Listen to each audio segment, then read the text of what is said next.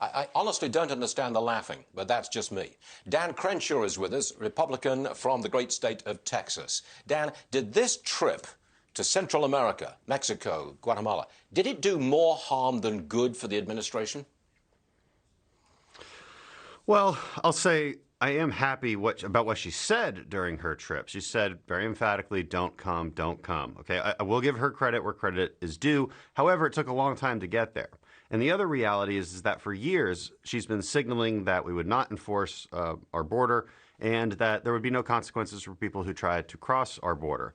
The first thing they did when they came into power was to reverse Trump administration policies like Remain in Mexico, asylum cooperation agreements with countries like Guatemala, which made it easier to come across our border illegally. So she's talking out of both sides of her mouth here. I think the liberal rhetoric finally met reality.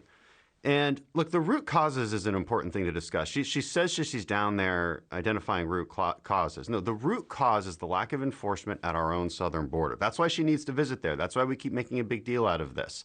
Look, the reality is there's 40+ million people around the world who would come to the United States right now if you let them. Okay, you can talk about root causes all day long around the world. The reality is the buck stops at our border.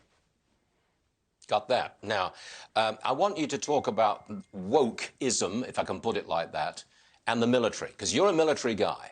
We've seen this woke mentality infect our schools, colleges, politics, media. It's always there.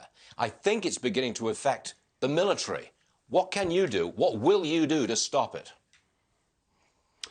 So what we have done is we've started a whistleblower page on our official website. It allows active duty members to anonymously submit their complaints with whistleblower legal protections to my office. So we're also forwarding that to Senator Cotton's office so that your complaint goes both to the House and the Senate.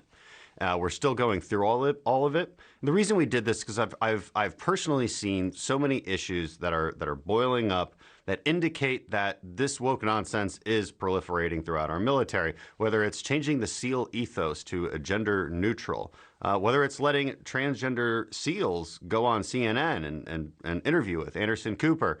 And meanwhile, nobody else can do anything like that. They'd be punished, of course. The transgender policy in general, I think, is really bad for readiness. You're basically saying taxpayer dollars should be used to make somebody undeployable because they'd be medically disqualified after such a surgery. So we're seeing all these things, and we're hearing about critical race theory being used in training, and we wanted more proof of it. We wanted to see some evidence of it. And so far, it's been pretty overwhelming.